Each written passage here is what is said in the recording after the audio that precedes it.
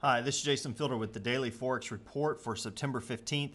We are currently looking at the U.S.-Japanese yen pair. This particular pair closed up. It did move much higher before closing somewhat further down. I mean, it did close up for the day, but or for the session, but overall, if you look at the overall range, it closed rather low.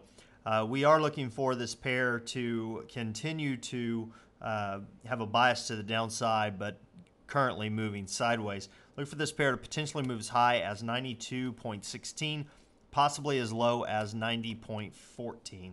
Look for some resistance around 91.71 and look for some support around 90.64. Now, switching to the Euro-USD pair, this particular pair did pull back a little bit, but continued higher and closed higher for this past session. We are looking for this pair to continue moving higher with a bias to the upside. Look for this pair to potentially move as high as 147.70, possibly as low as 144.86. Look for some resistance around 147.00 and look for some support around 146.00. Now, switching to the pound US dollar pair, this particular pair did close down, moved much lower, moved about 140 pips roughly. If you took our swing trade yesterday, you should have been able to lock in profits. You know, obviously our stop loss was not hit up here, and as this pair moved down, hopefully you locked in profits along the way and probably at least got a 90 pips or so out of this when it came to pull back. So it was a good little trade. We are looking for this pair to continue moving sideways with a bias to the downside. Look for this pair to possibly go as high as 167.67, possibly as low as 162.96.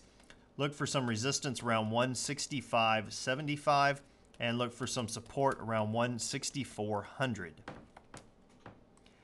Now, looking at the US Swiss, this particular pair did close up, but just barely for the day. We still have a bias to the downside, and it's moving down currently. Look for this to move as high as 1.0481, possibly as low as 10255. Look for some resistance around 10419 and look for some support around 10320. Now, as far as news announcements goes, we have the pound releasing their jobless claims change for August at 4:30 a.m. Eastern Time tomorrow. Consensus is things have moved a little higher from 24.9 to 25K, which wouldn't be a significant move. Hopefully it'll come out about that. Shouldn't really affect the pound unless those numbers are way off. Now we do have the Japanese yen releasing their BSI large all industries for the third quarter. No consensus. That is being released at 7:30 p.m. Eastern Time. Previous was negative 22.4. Now we do have at the same time 7:50 p.m. Eastern Time, the Japanese releasing their industry index for July. Consensus on that one is things have improved from 0.1% up to 0.5%. So that could have positive influence on the Japanese yen. Well, as far as what I'm looking for during this next session, we don't have too much to look at or so far. We do have this swing trade set up that was created in the US-Japanese yen pair, so definitely keep an eye on this. Got a buy potentially at 91.55. If you drop your stop loss down around here. The only thing is we have some previous support in this area that's fairly close to the market.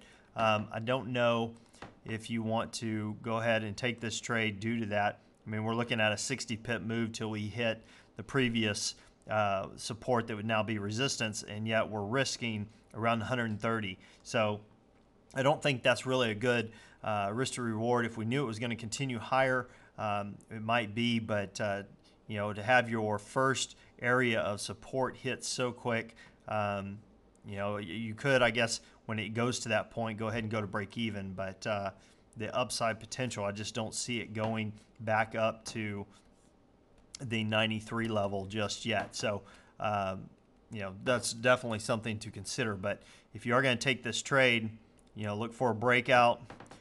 Put your stop loss a little bit lower than this low. Look for it to potentially reverse at this point, and then look again at this point around here.